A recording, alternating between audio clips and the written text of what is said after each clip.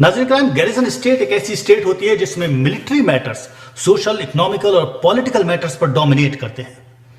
क्या पाकिस्तान एक post colonial garrison state है? क्या पाकिस्तान में डेलिबरेटली अटेम्प्ट किया गया कि उसे इस्लाम का खिला बनाया जाए? क्या पाकिस्तान को इस्लामी खिला बनाना और गैरिसन स्टेट का इमेज आपस में लिंक्ड है?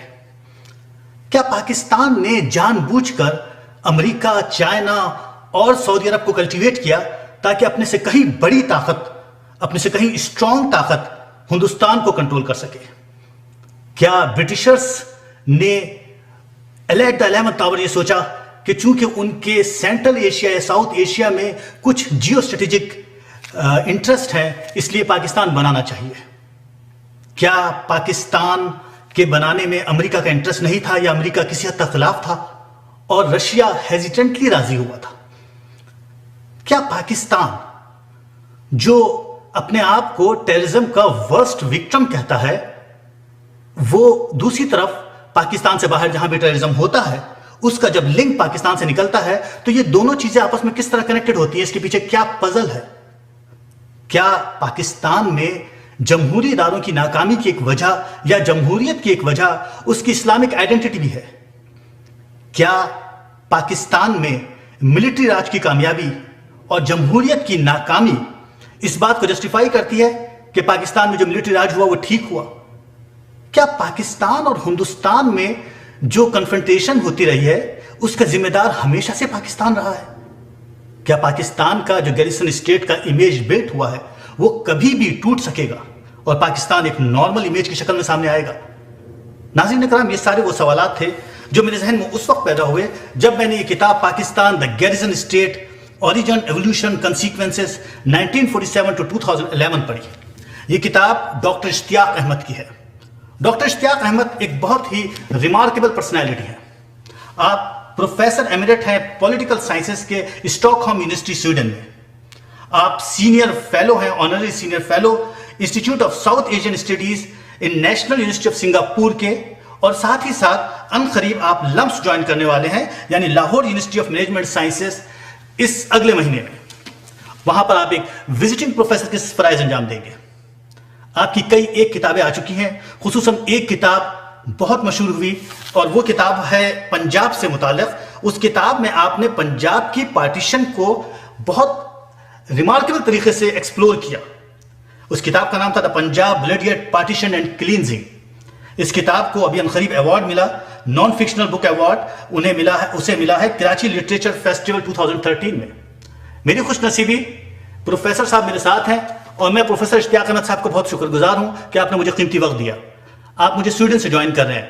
सर, मैं आपका बहुत बहुत शुक्रगुजार हूं कि आप मेरे साथ हैं आज।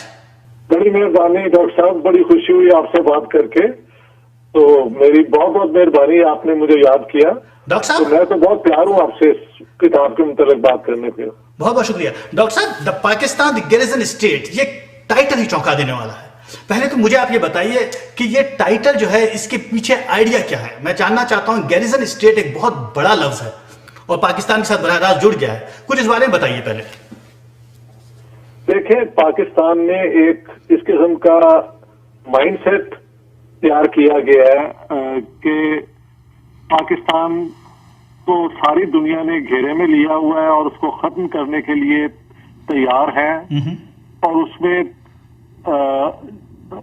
अपना यहूद, हुनूद और नसारा यानी यहूदी, हिंदू और ईसाई जो सिविलाइजेशन हैं वो खास तौर पे उस कंस्पिरेसी में इन्वॉल्व है कि पाकिस्तान क्योंकि वाहिद इस्लामी मुल्क है जिसके पास न्यूक्लियर वेपन्स हैं कि इसको खत्म कर दिया जाए। जी जी।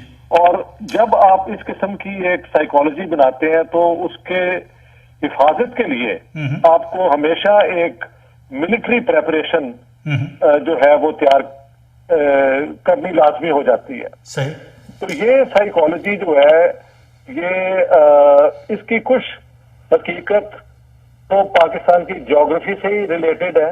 अगर आप देखें कि पाकिस्तान जब बना 1947 में तो जो मुस्लिम लीग का ख्याल था कि ये सारा पंजाब और सारा बंगाल पाकिस्तान में आएगा اگر وہ پاکستان بنتا تو بارڈر جو ہے دہلی کے قریب جا کے ہندوستان اور پاکستان کا ہوتا.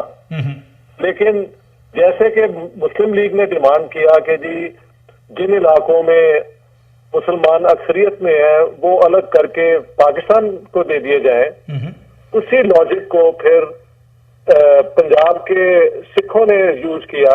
اچھا. کہ جن علاقوں میں غیر مسلم پنجاب میں اکثریت میں ہیں وہ الگ کر کے ہندوستان کو دے دیے جائیں. اچھا. تو جب بارڈر فائنلی اسٹیبلش ہوا تو وہ آپ دیکھیے لاہور سے 15-20 کلومیٹر دور ہے, سیالکوٹ بھی بالکل قریب ہے, باقی پنجاب کے شہر جو ہیں گجرانوالا, گجرات, یہ سارے اپنا 30-40 کلومیٹر کے اپنا فاصلے پہ ہیں ہندوستان سے. تو یہاں سے اگر ہم, اور ادھر جو ایسٹ پاکستان تھا وہ تو ڈیفینس لیس رہا ہے. 1965 کی جنگ میں یہ ثابت ہو گیا کہ وہاں پہ اگر ہندوستان چاہتا تو they could just walk in. صحیح. تو پاکستان کو گیرزن یعنی کہ ایک مضبوط ملٹری پریپریشن جو ہے اس کی اورجنز میں انوالو تھی. لیکن کیونکہ ہندوستان کے ساتھ کانفرنٹیشن ہوئی اور یہ پارٹیشن بہت ہی ایک خوفناک طریقے سے اپنا 1 ملین لوگ مارے گئے, اور پنجاب میں تو 500,000 سے لے کے 800,000 یعنی 80% جو ہے فرٹیلٹیز وہ پنجاب میں ہوئی. ٹھیک ہے. 10 ملین پنجاب کی پاپولیشن جو ہے وہ اپنے گھر چھوڑ کے بارڈر کراس کر کے دوسری طرف چلے گئی. دنیا کا پہلا یہ کیس ہے ایتھنک کلینزنگ کا سیکنڈ ورلڈ وار کے بعد. تو ایسے ہسٹری کے اندر جب آپ کے مسائل ہوں تو ایک ملٹری, اسٹرانگ ملٹری از دا گارنٹر کہ یہ اسٹیٹ جو ہے وہ سروائیو کر سکتی ہے.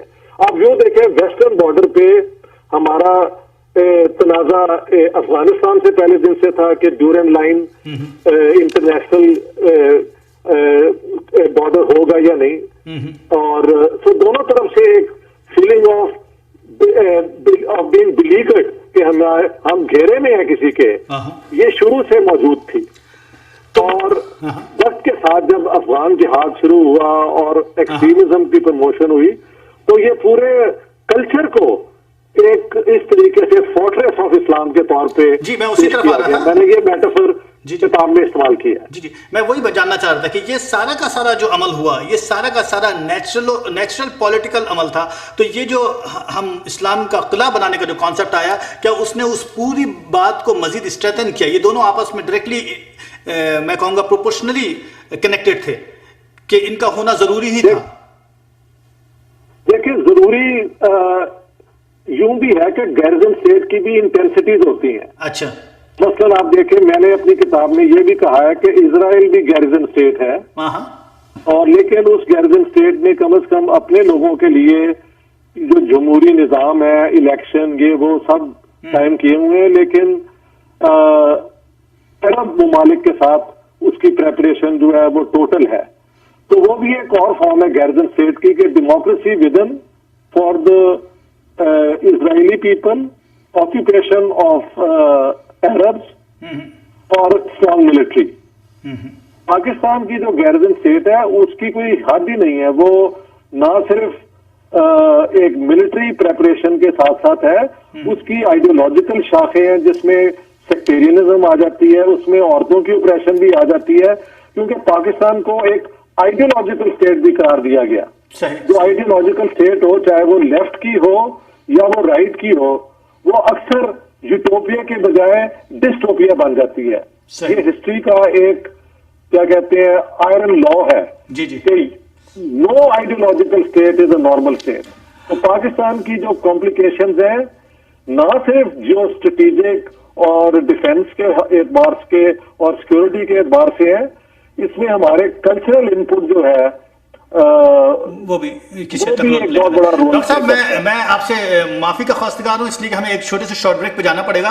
مگر اس سے پہلے میں آپ سے یہ بات کرنا چاہوں گا کہ چونکہ بات جا رہی ہے کمپلیکیشنز کی طرف, کیوں نہ ہم چلے جائیں اوریجنیلٹی کی طرف, اور ہم اگلے سیگمنٹ میں بات کریں پاکستان کی بنیادوں کے بارے میں کہ برٹشرز کے کیا عزائم تھے, کیوں پاکستان بنایا گیا، جیسا کہ آپ نے کہا راتوں رات یہ فیصلہ ہوا ایٹ دا 11th آور، اور اس دوران امریکہ اور رشیا کے کیا شیئرز تھے، آیا کہ وہ انٹرسٹڈ تھے یا نہیں، اس بارے میں ہم بات کریں گے اگلے سیگمنٹ میں۔ ناظرین کرام یوں ہی ساتھ ساتھ رہیے، آتے ہیں شارٹ بریک کے بعد۔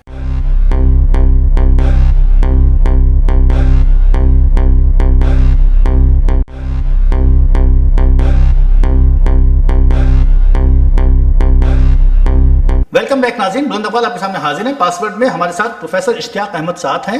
ڈاکٹر صاحب، آپ فرما رہے تھے پاکستان کے اوریجن کے بارے میں، میں جاننا چاہتا ہوں کہ برٹشرز کے بارے میں جیسا کہ آپ نے لکھا کہ وہ ایٹ دا 11th آور چاہتے تھے کہ پاکستان بنے ساؤتھ ایشیا میں، اس لیے کہ وہاں پر ان کے اپنے کچھ انٹرسٹ تھے، تو اس بارے میں کچھ روشنی ڈالیے۔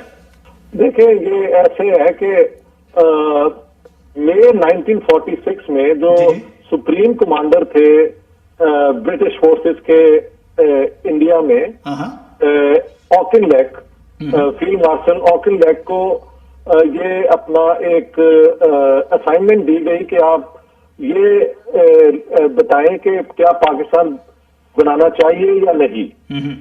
تو 46 میں مئی میں جو انہوں نے میمورینڈم تیار کیا، اس میں پاکستان کے خلاف انہوں نے اپنی رولنگ دی، اور انہوں نے وجہ یہ بتائی کہ ایک مضبوط ہندوستان جو ہے وہ سوویت یونین کو روکنے کے لیے لازمی ہے، کیونکہ ہندوستان میں برطانیہ نے سب سے مضبوط جو ادارہ قائم کیا ہے وہ فوج کا ہے، یعنی برٹش انڈین آرمی، اور اگر ہندوستان کی تقسیم ہوتی ہے تو یہ ادارے کی بھی ڈویژن ہوگی اور دونوں ملک اس اعتبار سے کمزور ہو جائیں گے۔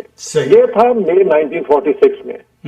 لیکن جب لارڈ ماؤنٹ بیٹن ہندوستان آئے اور انہوں نے گفتگو شروع کی یہاں کے لیڈروں سے، تو کچھ دیر کے بعد انہوں نے یہ فیصلہ کر لیا کہ کانگریس اور مسلم لیگ کا سمجھوتا جو ہے وہ ناممکن ہے، اور جو سکھ ہیں پنجاب کے وہ بھی ایک ایکسٹریم پوزیشن انہوں نے لے لی ہے، اس لیے پارٹیشن جو ہے وہی حل ہے ہندوستان کے پرابلم کا۔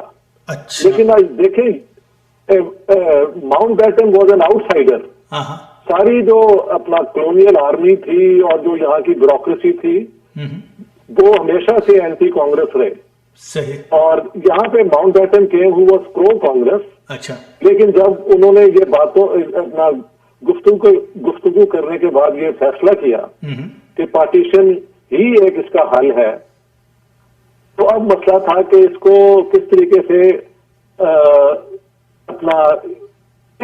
اس کو پبلک میں لایا جائے۔ تو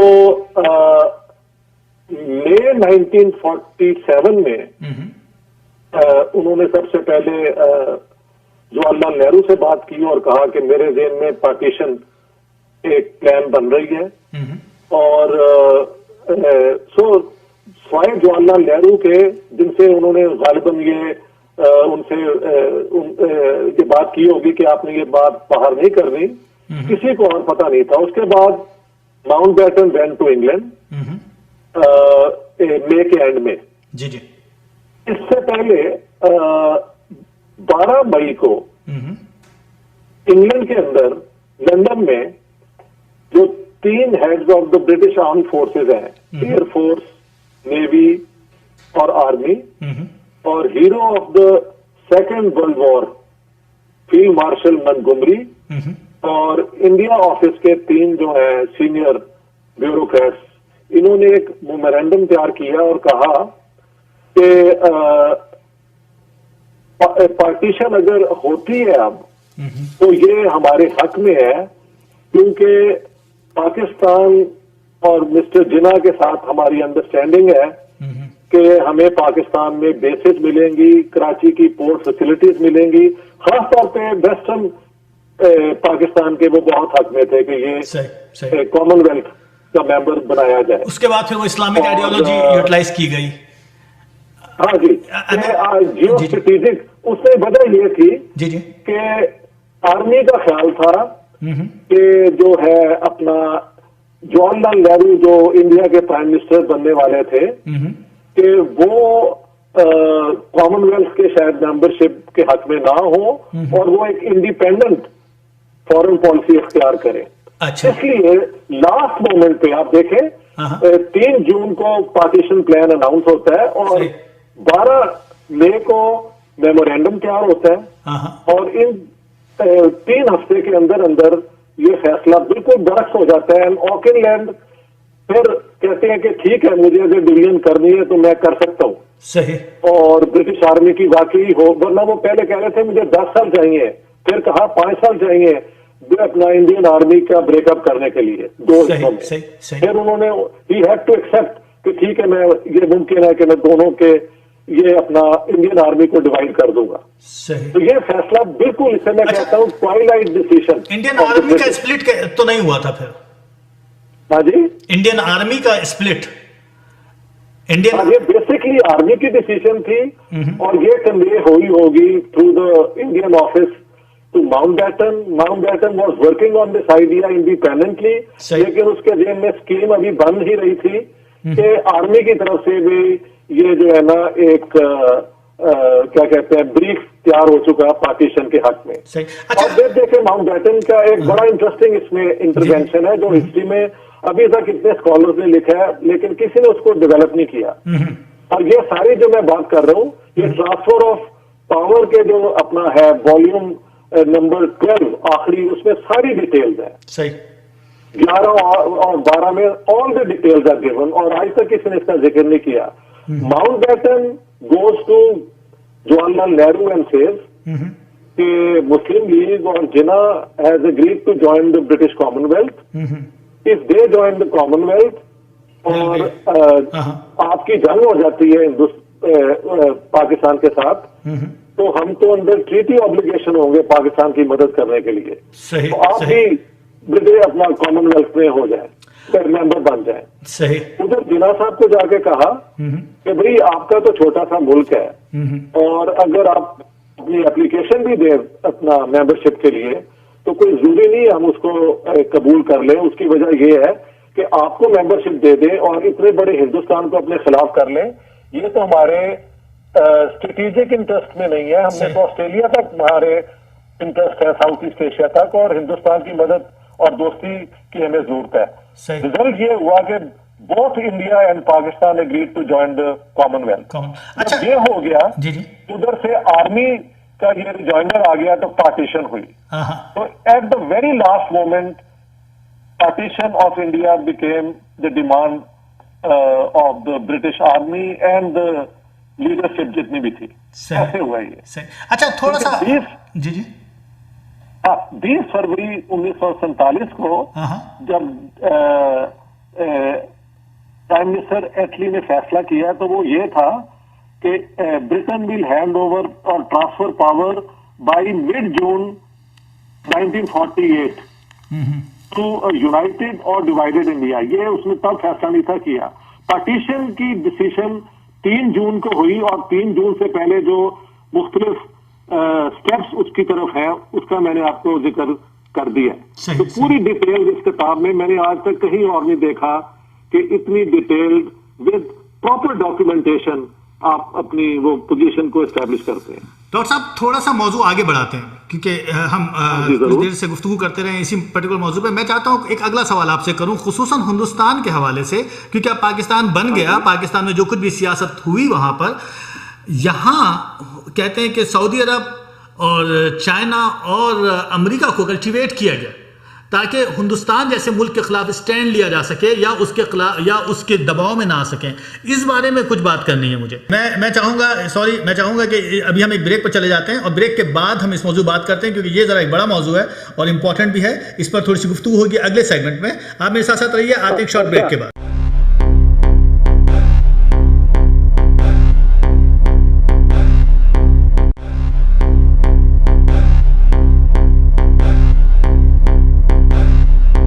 ویلکم بیک ناظرین, بلند اقبال حاضر آپ کے سامنے. ہمارے ساتھ ڈاکٹر اشتیاق احمد ہیں. پروفیسر صاحب نے ہم سے کانٹیکٹ کیا ہے سویڈن سے, ان کی کتاب پاکستان دا گیریزن اسٹیٹ پہ بات ہو رہی ہے.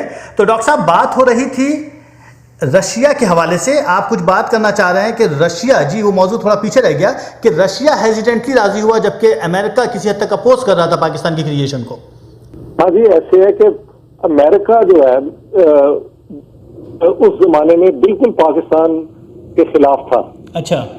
روزویلٹ جو تھے اپنا اس کا پریزیڈنٹ تھے امریکہ کے, ان کا موقف یہ تھا کہ ہندوستان ایک مضبوط ملک بنے, اور کیونکہ یہ سیکولر اور ڈیموکریٹک ہوگا اس لیے اس کی ویلیوز بالکل امریکن ویلیوز جیسی ہیں. صحیح. اور ایک مذہبی ملک جو بنے گا وہ ریئیکشنری ہوگا اور کمزور ہوگا. اس لیے ہندوستان کو مضبوط بنانا امریکہ کی پالیسی تھی. لیکن بڑی انٹرسٹنگ بات ہے کہ برطانیہ کا ہمیشہ ہسٹوریکل کیا کہتے ہیں بوگی جو ہے کہ وہ سوویت یونین رہا ہے, لیکن امریکہ کا چائنا کی طرف سے ایکسپیرئنس تھا ایشیا کا کہ America was helping the nationalist against the communist, اور وہاں پہ نظر آ رہا تھا کہ کمیونسٹ جیت رہے ہیں اور نیشنلسٹ ہار رہے ہیں. صحیح. تو ایک مضبوط Hindustan, United Hindustan American calculation کے مطابق بہت لازمی تھا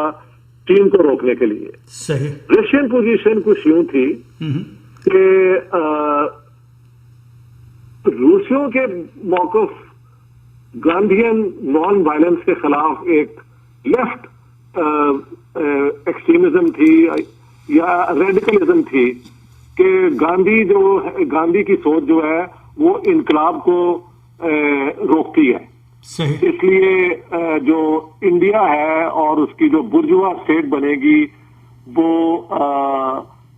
لیفٹ کے انٹرسٹ کے حق میں نہیں ہوگی. صحیح. اس کے برعکس پاکستان میں کیونکہ اسلامک سوشلزم کی بات ہو رہی ہے تو شاید یہ ملک جو ہے وہ پرو سوویت پالیسی اختیار کرے. صحیح. لیکن ساتھ ساتھ رشینز کو یہ بھی ڈر تھا کہ ایک چھوٹا ملک جو ہے وہ کہیں اپنا امپیریلسٹ پاوروں کے قابو میں نہ آ جائے. تو ان کی پوزیشن تھوڑی ایمبیولنٹ تھی. تو اگر Americans were opposed to the creation of Pakistan, absolutely Pakistan جب بن گیا ہے اس کے بعد یہ پھر تعلق پیدا ہوا. اب آ جائیے اسی موضوع کے اوپر کہ جب پاکستان بن گیا تو ہندوستان کے خلاف پاکستان نے کس طرح کلٹیویٹ کیا اسی امریکہ کو, چائنا کو اور سعودی عرب کو, جس کا ذکر آپ نے کتاب میں کیا. ہاں جی, وہ یوں ہے کہ سب سے پہلے تو پاکستان نے امریکہ کا دروازہ کھٹکھٹایا, لیکن یہ وہ دور تھا 1947 کا جب امریکن فارن پالیسی جو ہے وہ سوویت یونین کو یورپ میں روکنے کے لیے ساری اس پہ فوکس تھی, اور نیٹو کو بنانا اور مارشل پلان اور یہ اس قسم کی جو تھی پرائیورٹی تھی. دوسری پرائیورٹی اس زمانے میں امریکہ کی مڈل ایسٹ کا آئل تھا, اور ساؤتھ ایسٹ ایشیا میں چائنا میں بھی ایک ان کا انٹرسٹ تھا, لیکن ساؤتھ ایشیا میں ان کو کوئی اپنا ایک دم اسٹریٹجک انٹرسٹ نہیں تھا نظر آتا. صحیح. لیکن پاکستان کا مسئلہ یہ تھا کہ ہندوستان ایک مضبوط ملک ہے, بڑا ملک ہے, بارڈر ہمارے جو ہے وہ ڈیفینڈ نہیں ہو سکتے بغیر ایک مضبوط ملٹری کے, اور تو یہ کہاں سے یہ ساری اپنا پالیٹیز کیپیبلٹیز کیسے حاصل کی جائیں. تو انہوں نے امریکہ کو یہ ثابت کرنے کی کوشش کی کہ جناب ہماری جیو اسٹریٹجک پوزیشن آپ دیکھیں, ہم کیونکہ ایک مسلم ملک ہے تو ہم آپ کے لیے اپنی آرمیز کو مڈل ایسٹ میں بھی آپ کی خدمت کے لیے استعمال کریں گے. صحیح. اور ساؤتھ, اور کیونکہ ہمارے پاس ایسٹ پاکستان ہے تو ساؤتھ ایسٹ ایشیا میں بھی چینی کمیونزم اور باقی کمیونسٹوں کے خلاف, اس زمانے میں ملیشیا میں کمیونسٹ موومنٹ بہت تیز تھی, وہاں پہ بھی آپ کو سروسز ہم دے سکتے ہیں. صحیح. اور کیونکہ ہم ایک اسلامی ریپبلک ہے اس لیے کمیونزم جیسی ایتھیسٹ فلسفے کے خلاف ہمارا پورا کلچر جو ہے وہ تیار ہے. یہ شروع بھی اپنا قائد اعظم محمد علی جناح نے کیا اس آرگومنٹ کو, اور اس کا میں نے ثبوت دیا ہے. ایک امریکن جرنلسٹ تھی جس نے پارٹیشن کے اوپر لائف رسالے کے لیے بہت فوٹوگرافس لی تھی, مارگریٹ بیورک وائٹ. شی میٹ قائد اعظم سپٹمبر میں, ایک دو ہفتے ابھی پاکستان کو بنے ہوئے تھے, اور اس انٹرویو میں اپنا مسٹر جناح نے کہا کہ دیکھیں ہمیں آپ کی ضرورت نہیں ہے, آپ کو ہماری بہت ضرورت ہے, کیونکہ اگر آپ ہماری مدد نہیں کریں گے تو رشیا یہاں پہ آ جائے گا. صحیح. تو وہ اپنا ब्यूरोक वाइट्स कहती है कि उसके बाद मैंने जितने मिनिस्टरों से, ब्यूरोक्रेट से बात की तो यही मंत्रा सारे मुझे सुनाते थे। फिर मैं तंग आके मैंने पूछा तो क्या रशियन आ रहे हैं? तो उन्होंने कहा no ma'am, it doesn't seam so that they are interested. तो ये तब भी साबित हो गया था कि पाकिस्तान इस पे जो एम्फेसिस दे रहा है वो अमेरिका को अपनी तरफ अट्रैक्ट करने के लिए है, और इसमें अमेरिका के इंटरेस्ट तब तक नहीं था। लेकिन साथ ही क्या होता है कि जवाहरलाल नेहरू डिक्लेयर्स कि he will not join either the Soviet और द अमेरिकन ब्लॉक्स, और वो एक इंडिपेंडेंट पॉलिसी इख्तियार करेंगे।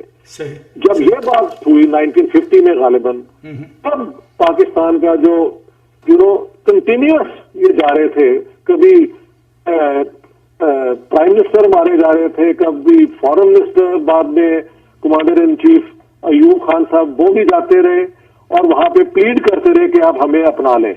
सही। और 1951 में जाके फिर पहली दफा अमेरिका ने पाकिस्तान को मिलिट्री एड देनी शुरू की, लेकिन वो भी डिमांड थी मायूस जमाने में $2 बिलियन की, जिसका उन्होंने मजाक उड़ाया, और हमें सिर्फ $10 मिलियन की आर्मामेंट मिले। तो आप ये महल 0.5% शायद इतना हमें उन्होंने दिया था। तो लेकिन साथ साथ फिर कोल्ड वॉर शुरू हो गई, जी जी, और कोल्ड वॉर में फिर पोलराइजेशन जब इंटरनेशनल पॉलिटिक्स में हुई, तब जाकर 1954 में हमारा पहला समझौता मिलिट्री पैक्ट हुआ, उसके बाद 1959 में।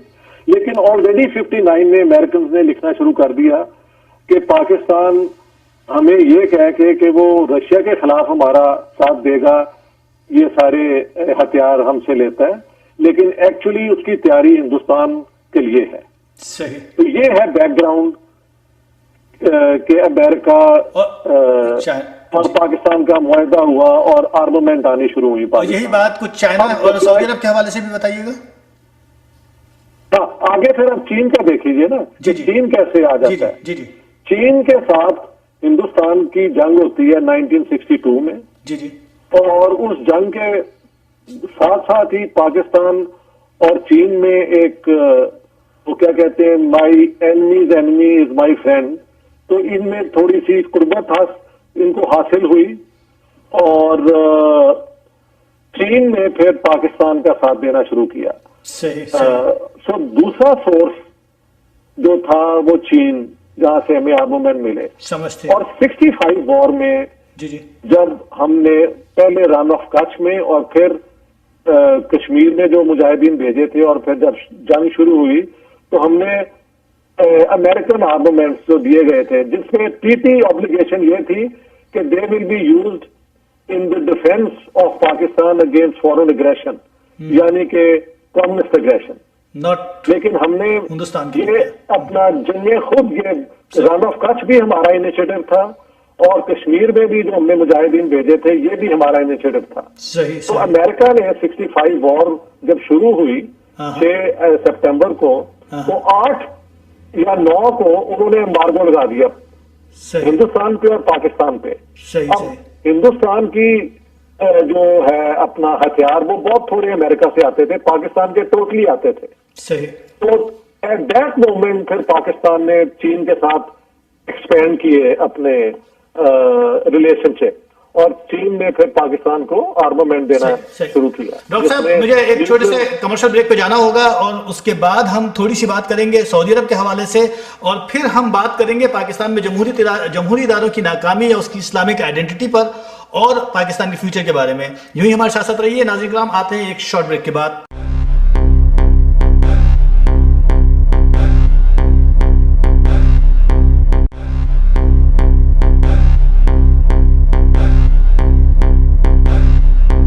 वेलकम बैक नाज़रीन, बुलंद इकबाल हाजिर आपके सामने। तो डॉक्टर साहब, आप बात फरमा रहे थे चाइना के हवाले से कि किस तरह से चाइना को हमने कल्टीवेट किया, कुछ सऊदी अरब के हवाले से बताइएगा हिंदुस्तान के खिलाफ। सऊदी अरेबिया के साथ पाकिस्तान के ताल्लुक जो है शुरू से बड़े अपना फ्रेंडली थे, और साथ साथ ईरान के साथ भी। ठीक है। लेकिन जब ईरानी इनकलाब आया और उन्होंने चैलेंज किया सऊदी लीडरशिप को, ममालिक में, और दोनों ये मुल्क एक्टिव हो गए पाकिस्तान में, क्योंकि शिया अपना कम्युनिटी भी है और सुन्नी तो है ही है। तो उन हालात में साथ साथ अफगान जिहाद भी हो जाता है, उधर जनरल जिया पावर में आ जाते हैं। ये तीन चीजें जब कन्वर्ज कर गई तो पाकिस्तान ने फिर सऊदी अरेबिया के साथ अपनी ताल्लुक बढ़ाए, क्योंकि जाहिर है सुन्नी मेजॉरिटी मुल्क है तो उसको एडवांटेज था सऊदी अरेबिया को। और सऊदी अरेबिया ने फिर ईरानियन इन्फ्लुएंस को कंटेन करने के लिए एक्सट्रीमिस्ट लिटरेचर भेजा, वहाबी जो है वो आइडियोलॉजी को प्रमोट किया। उधर माफ कीजिए शिया जो थे एक्टिविस्ट, उन्होंने भी अपनी एक्सट्रीमिज्म को पाकिस्तान में इस्तेमाल किया। मसलन कुछ उनकी ऐसी एक्टिविटीज थी जिससे सुन्नियों के जो है जज्बात वो मजरू होते थे। तो ये सब कॉम्प्लिकेशन जब हुई तो पाकिस्तान ने सऊदी अरेबिया को अपना तीसरा पैटर्न किया, और सऊदी अरेबिया से फिर बहुत पैसा भी आया अफगान जिहाद के दौरान, और ये सारी जो है मदरसा कल्चर भी वहां से उनकी मदद से बना। उसमें अमेरिका का भी इन्वॉल्वमेंट था, चाइना का भी था। तो ये सऊदी अरेबिया आप कहें कि आइडियोलॉजिकली पाकिस्तान के ऊपर छा गया ये तीसरी स्टेज में। तो ये तीनों डोनर हैं जिन्होंने मुख्तलिफ इंटरेस्ट की बिना पर पाकिस्तान को इकोनॉमिक बट मिलिट्री एड भी अपना मुहैया की है। सही। डॉक्टर साहब एक बात मुझे बताइएगा कि ये जो एक इस्लामिक आइडियोलॉजी है पाकिस्तान की, इस्लामिक आइडेंटिटी है पाकिस्तान की, और फिर पाकिस्तान में जमहूरियत की मुसलसल नाकामी है, ये दोनों चीजें भी आपस में लिंक्ड हैं किसी तरह से? अब बेशक ये तो मैंने अपना जो डॉक्टरल थीसिस लिखा था आज से 25 साल पहले, वो इसी पे था, concept of an Islamic state, जिसमें मैंने ये पाकिस्तान में मुख्तलिफ पोजीशंस का रिव्यू करके एनालिसिस करके बताया था कि आप या डेमोक्रेसी कायम कीजिए या इस्लामिक स्टेट कायम कीजिए। सही। ये दोनों का जो ना वो फिश ना फोल, वो कहीं एक जगह नहीं बैठते। तो अब वही हालत, वही जो मैंने तब प्रिडिक्ट किया था, वही रियलिटी हमारे सामने है। सही। और उसकी वजह यह है कि इस्लाम लोगों का कल्चर, मजहब, दीन, ये सारा कोई नई चीज तो है नहीं। ये तो सदियों से इस खित्ते का एक बिल्कुल एक इंटेग्रल है। वो कहते हैं स्टेट को आप उसमें पार्टीजन कर दें। जी। हाँ जी। वो कहते हैं मजलिस शूरा का कॉन्सेप्ट तो इस्लाम से ही आता है, हमारे यहाँ तो लोग बाग जमहूरियत हम जितनी इस्लाम में उतनी तो किसी में नहीं है, क्या ऐसा ही है? नहीं, ये तो सब है। इसे आप कह सकते हैं, इसे अपना अंग्रेजी में इसके लिए लफ्ज है शिकेनरी, और इसको आप यानी ये सिर्फ it's a play of words. Democracy के दो बुनियादी रिक्वायरमेंट्स हैं। एक कि हर इंडिविजुअल के चंद इनएलियनेबल इंडिविजुअल राइट्स होने चाहिए, जिनमें मजहब की अपना आजादी, सोच की आजादी जो है वो उसके बेसिक है। और दूसरा ये है कि स्टेट लॉज जो है वो किसी मजहबी सिटीजन को डिस्क्रिमिनेट ना करे। तो पाकिस्तान के जो ये लॉज हैं, ब्लास्फेमी लॉज और भी ये हदूद लॉज, ये सब डेमोक्रेसी की तो रिफ्लेक्शन नहीं है। ये तो बल्कि मेजॉरिटेरियन किस्म की, अगर कोई आप कह सकते हैं, तो डेमोक्रेसी। अच्छा, एक सवाल चलते चलते, क्योंकि टाइम हमारे पास कम रह गया डॉक्टर साहब, लेकिन सवाल इंपॉर्टेंट थे और बहुत सारे थे मेरे पास। इस पर्टिकुलर सवाल का जवाब मैं जरूर चाहूंगा कि पाकिस्तान एक तरफ तो रोना रोता रहता है कि साहब हम पर टेररिज्म के हम सबसे ज्यादा वर्स्ट विक्टिम है, लेकिन बाहर जब कभी भी टेररिज्म होती है तो कहीं ना कहीं लिंक पाकिस्तान से मिल जाता है। ये क्या पजल है? उसकी वजह यह है कि ये जो अपना ये जो मॉन्स्टर है, ये जो भयानक किस्म का एक वो क्या कहते हैं, जानवर कह लें आप, जिन कह लें आप, जो एक्सट्रीमिज्म का हमने अफगान जिहाद में तैयार किया, जी वो अब जो है, जब उन्होंने देखा कि पाकिस्तान अपना वॉर ऑफ टेरर बुश वाली में अपना अमेरिका के साथ हो गया, तो उन्होंने अपना सारा गुस्सा जो है पाकिस्तान की तरफ डायरेक्ट कर दिया। और आप देखते हैं कि सबसे ज्यादा पाकिस्तान में कैजुअलिटीज जो है टेररिज्म की हुई है हमारे होम ग्राउंड टेररिस्ट की वजह से। लेकिन साथ साथ वो भी ग्रुप थे जो पाकिस्तान की सोसाइटी में थे اور جن کے ایجنڈا افغان جہاد کے بعد یہ تھا کہ کشمیر کو لبریٹ کرانا ہے اور ایک اپنا سپر اسلامک اسٹیٹ بنے گی جس میں Pakistan, Afghanistan, central Asian republics, liberated Kashmir, یہ سب ایک بہت بڑی اسے اپنا اسٹیٹ بنے گی. تو وہ ایلیمنٹس جو ہیں ان کے جو اپنے ایجنڈے ہیں وہ پاکستانی اسٹیٹ کی کنٹرول میں نہیں ہے. میں نے کئی دفعہ جا کے پوچھا ہے، وہ کہتے ہیں جی آرمی ویسے تو بہت اسٹرانگ ہے، ISI بھی کوشش کرتی ہے ان کو روکنے کی، لیکن اس میں روگ ایلیمنٹس ہیں جو شاید سرو بھی کر رہے ہوں لیکن ریٹائرڈ ہیں اور ان کا انفلوئنس ہے، وہ لوگ انوالو ہو جاتے ہیں ایکسٹرنل ٹیررزم میں. تو ایکسٹرنل ٹیررزم کے بھی روٹس پاکستان میں آ کے ملتے ہیں، لیکن پاکستانی عوام پہ بھی ٹیررزم کا جو قہر ہے وہ بھی ہمارے سامنے ہے. تو یہ المیہ ہے پاکستان کا. صحیح. ڈاکٹر صاحب یہ جو گیریزن امیج کا کانسیپٹ بن گیا ہے کیا وہ ٹوٹے گا؟ کچھ آخری 2 منٹ رہ گئے، کچھ بتائیے. ٹوٹنا چاہیے، اس کا کوئی فیوچر نہیں ہے. میں نے یہ آرگیو کیا ہے کتاب میں کہ یہ جو 3 ڈونرز نے جو پاکستان کو یہ ہیلپ کرتے رہے ہیں، اگر وہ اس کو ریوائز کریں اپنی پالیسی کو، پاکستان اپنے ریلیشنز وتھ انڈیا امپروو کرے. یہ بڑا امپورٹنٹ ہے. دیکھیں کشمیر کے اوپر کتنی جنگیں ہوئی ہیں، 1 انچ ہم لائن آف کنٹرول سے وہ جو ہے بارڈر کو نہیں مختلف وہاں سے ہلا نہیں سکے. نہیں بالکل. تو یہ کبھی ایسے جنگ کے ساتھ یہ مسئلہ نہیں ہو سکتا. صحیح. پاکستان کا اب یہ ہسٹوریکل مومنٹ ہے کہ وہ ٹریڈ کے لیے، کوآپریشن کے لیے اس علاقے میں اپنی پالیسی کو ٹوٹل چینج کریں اور دوستی کے حوالے سے اس علاقے میں پراسپیرٹی قائم کی جائے. اگر یہ چیزیں ہو جائیں تو پاکستان کی آرمی ایک مضبوط ادارے کے طور پہ قائم رہنی چاہیے، اس میں کوئی شک نہیں. اور نیوکلیر پاور بھی پاکستان جو ہے وہ رہے گی کیونکہ ہندوستان کے پاس نیوکلیر پاور ہے. لیکن انٹرنلی آپ ایک آزاد ڈیموکریٹک معاشرہ بنا سکتے ہیں. آپ ہندوستان، افغانستان، باقی ممالک کے ساتھ نہایت اچھے دوستانہ تعلقات قائم کر سکتے ہیں، ٹریڈ کر سکتے ہیں، ٹورزم کو پروموٹ کر سکتے ہیں. وہ پرانا ایجنڈا جو ہے وہ بینکرپٹ ہو گیا، اس کا کوئی فیوچر نہیں ہے. پاکستان کو چینج کرنا ہی ہوگا، ورنہ پاکستان کے آنے والا وقت جو ہے وہ بات کیجیے اٹ کین بی ٹیریبل. چند جملے بتاتے چلیے ہمیں 2014 کے بعد کے پاکستان کے بارے میں کیا دیکھتے ہیں آپ؟ امریکی فوجیوں کی واپسی کے بعد پاکستان کی شکل 2014 میں کوئی اتنا بڑا فرق نہیں پڑے گا. میں سمجھتا ہوں کہ امریکنز وہاں سے اگر چلے بھی جائیں گے تو انہوں نے کوئی ٹریٹیز انڈرسٹینڈنگ افغانستان سے کی ہوگی کہ کوئی اسٹریٹجک انٹرسٹ جو ہیں ان کے وہ ان کو نقصان زیادہ نہ ہو. اور وہاں پہ بھی اب امریکہ کی کوشش ہے کہ انڈیا کو زیادہ انوالو کیا جائے، لیکن انڈینز جو ہیں they are very reluctant to assume a military role. Pakistan کی اب خواہش ہے کہ وہاں پہ ان کو بھی ایک شیئر دیا جائے افغانستان کی مینجمنٹ میں. اور اس کے اوپر نیگوشیشن ہو رہی ہیں. میں سمجھتا ہوں اس پہ کوئی سمجھوتا ہو سکتا ہے.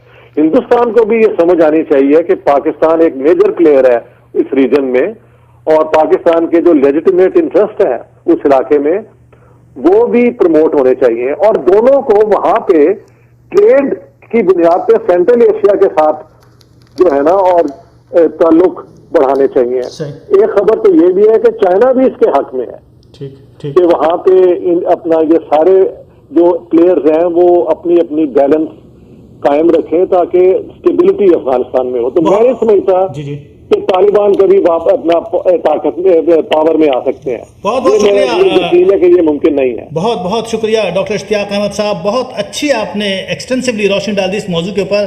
پاکستان دا گیریزن اسٹیٹ کے اوپر ڈاکٹر صاحب سے ہم بات کر رہے تھے. ناظرین کرام بہت ہی ایکسٹینسو بک ہے، بہت ہی تھورو اسٹڈی ہے اس پورے موضوع کے اوپر، پڑھنے کے لائق کتاب ہے یہ. اور ہم ڈاکٹر صاحب آپ کو ایک بار پھر تکلیف دیں گے آپ کی دوسری کتاب کے لیے، اسپیشلی جو پنجاب کے حوالے سے پنجاب بلیڈیٹ پارٹیشن اینڈ کلینزنگ، اس کے اوپر ہم بات کریں گے انشاءاللہ کسی پروگرام میں. اور کوشش کریں گے کہ ڈاکٹر خالد سہیل بھی ہمیں جوائن کریں کیونکہ اس کتاب پر انہوں نے بھی ریسرچ کی ہے اور اس موضوع پر ذرا بات ہوگی کسی اچھے سے موقع پر. امید ہے کہ آپ ذرا لمس جا رہے ہیں ابھی لاہور، وہاں سیٹ ہو جائیے، پھر انشاءاللہ 1 آدھ 2 مہینے کے اندر ہم یہ پروگرام ریکارڈ کریں گے. آپ کا میں دل کی گہرائیوں سے شکر گزار ہوں کہ آپ نے ہمیں اپنا قیمتی وقت دیا. انشاءاللہ ملاقات ہوگی اور باتیں بھی ہوں گی. بہت بہت شکریہ آپ نے مجھے انوائٹ کیا اور مجھے چانس دیا کہ میں باقی دنیا کے ساتھ بھی اپنے جو آئیڈیاز ہیں نا اس کتاب کے متعلق شیئر کر سکوں. بہت بہت شکریہ آپ کا. بہت شکریہ. خدا حافظ. بہت شکریہ. خدا حافظ. ناظرین کرام، یہ تھے ڈاکٹر اشتیاق احمد ہمارے ساتھ، اور ہم نے بات کی پاکستان دی گیریزن اسٹیٹ کے اوپر. 1947 14 اگست 1947 کے موقع پر جب ہم پاکستان کی سالگرہ منا رہے ہیں، کیک کاٹ رہے ہیں، غبارے پھوڑ رہے ہیں، میرا خیال ہے کہ اس موقع پر ہمیں پاکستان کو انالائز کرنا چاہیے، اس کے ماضی، حال اور مستقبل پر، اور اس قسم کی کتابوں کو ڈسکس اور ڈیبیٹ کرنا چاہیے. یہی اس کی صحیح سالگرہ ہے اور یہی اس کے مستقبل کا فیصلہ کریں گے. اب ہمیں آپ اجازت دیجیے، انشاءاللہ اگلے پروگرام میں پھر حاضر ہوں گے کسی ایسے ہی ایک وائبریٹنگ موضوع کے ساتھ. یوں ہی اپنے فیملی ممبرس کا خیال رکھیے. اجازت دیجیے.